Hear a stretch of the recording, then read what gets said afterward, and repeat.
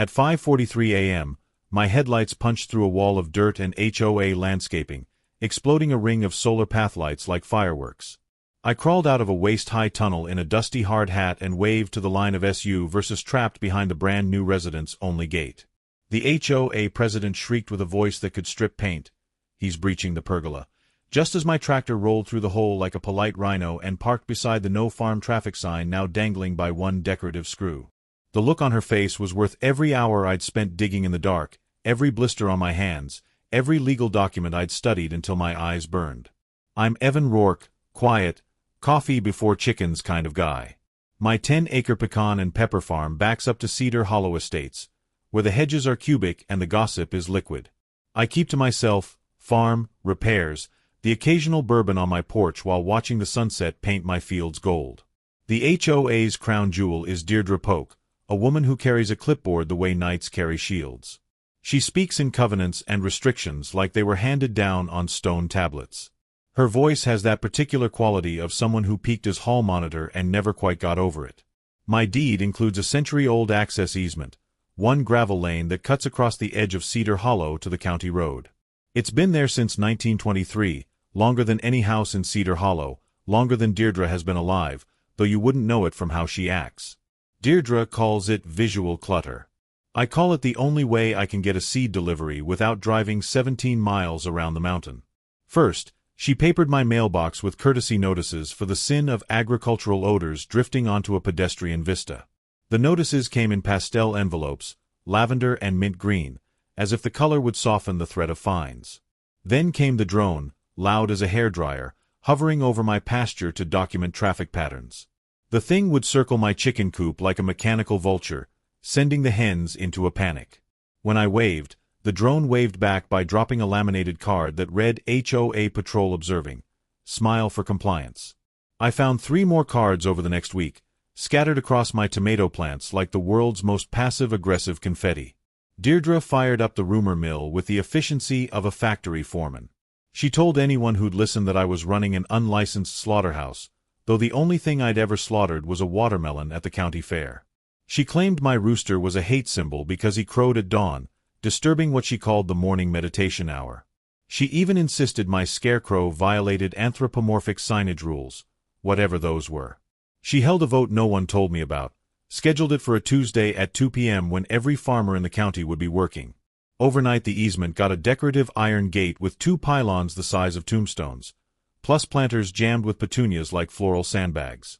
The gate had curlicues and a brass nameplate that said Cedar Hollow Estates, a place of distinction. She moved boulders onto the shoulder, huge granite things that must have cost a fortune to transport, and hung a chain with a sign reading "No farm traffic, local vehicles only." The irony that I was more local than anyone in Cedar Hollow, having lived here my whole life while they'd all moved in within the last 5 years, seemed lost on her. My delivery truck idled on the county road while Deirdre, recording on her phone with a rose gold case, chirped in a sugary sweet tone. We chose a serene aesthetic. Please respect our serenity. Behind her, 3 other board members nodded like bobblehead dolls, their matching polo shirts pristine in the morning sun. I called the sheriff. He shrugged at the gate and said it looked civil. Deirdre smiled like she'd just iced a cake, her lipstick so bright it could guide ships to shore. 2 nights later, the sprinkler system on the HOA greenbelt went suspiciously berserk, rainbow arcs at 2 a.m., soil turning to pudding. I heard it from my bedroom, the steady whoosh-whoosh of water where there shouldn't be any. In the morning, I discovered why. Deirdre had poured a ribbon of concrete across the easement during what she later called an emergency beautification initiative. She'd planted a pergola right on it, white latticed wood with climbing roses that hadn't even had time to climb, then ran drip lines over the top like a necklace. The whole thing looked like a wedding arch had gotten lost and decided to make the best of it. She'd also filed a trespass complaint on me for trying to step over her landscaping to feed my animals. The complaint was 17 pages long, with subsections and footnotes, citing violations of rules that had been passed the week before. When I tried to move a planter just enough to squeeze through with a wheelbarrow, she called 911 and told dispatch with a frantic voice there was a man with a tractor threatening our gazebo economy. The dispatcher, bless her heart, asked her to repeat that last part 3 times. I stopped talking to Deirdre and started talking to the county records office. The clerk there, Ethel, had worked that desk for 40 years and remembered my grandfather. She led me to a back room that smelled like old paper and dust, pulled out a filing cabinet drawer that squeaked like it hadn't been opened since the Clinton administration. In that dusty drawer, I found a 1923 plat showing not only my surface easement but a subsurface irrigation and maintenance easement, a historic drainage culvert running under what Cedar Hollow now called the Serenity Strip. The culvert was marked in fading blue ink, with notes about storm management and field drainage. It connected my field to the roadside ditch. Deirdre had effectively corked a public drain with designer mulch and about 6 cubic yards of decorative river rock. Paper beats pergola. I filed the old easement with the county engineer and the fire marshal, copied the DA, and texted our road and bridge crew a single line reading historic culvert obstructed, ingress blocked. The county engineer, Bob Martinez, called me back within an hour, his voice tight with the kind of controlled anger bureaucrats get when someone messes with infrastructure. Then I rented a compact excavator, borrowed 2 tunnel boxes from a friend in utilities, and using the original markers which were still there if you knew where to look, reopened the culvert for my side. I worked at night, by headlamp, shoring it safely with proper supports and staying within the recorded width like a saint with a backhoe. The original culvert was beautiful in its simplicity, field stone and mortar that had lasted a century, now choked with landscape fabric and synthetic fertilizer. At sunrise, I popped out under the greenbelt, right behind the HOA gate.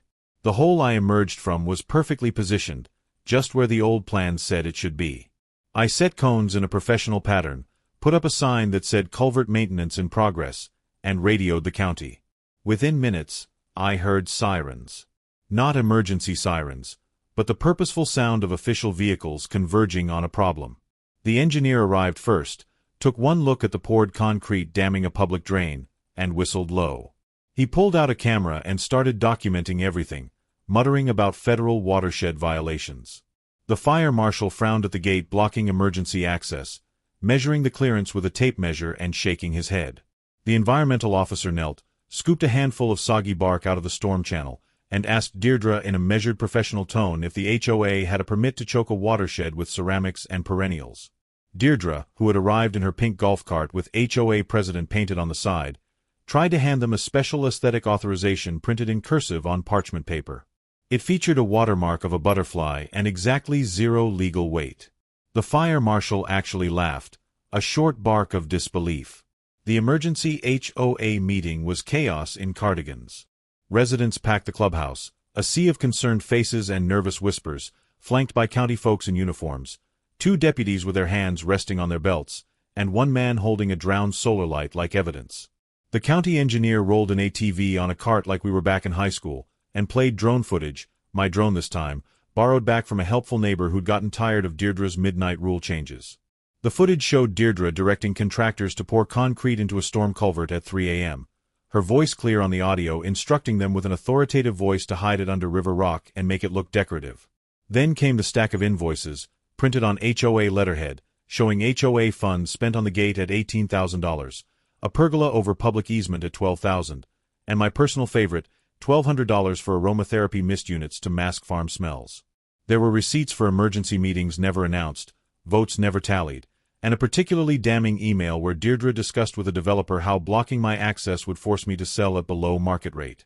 The property manager, a nervous man named Carl who kept adjusting his tie, announced with a grave tone an immediate suspension of Deirdre pending a membership vote.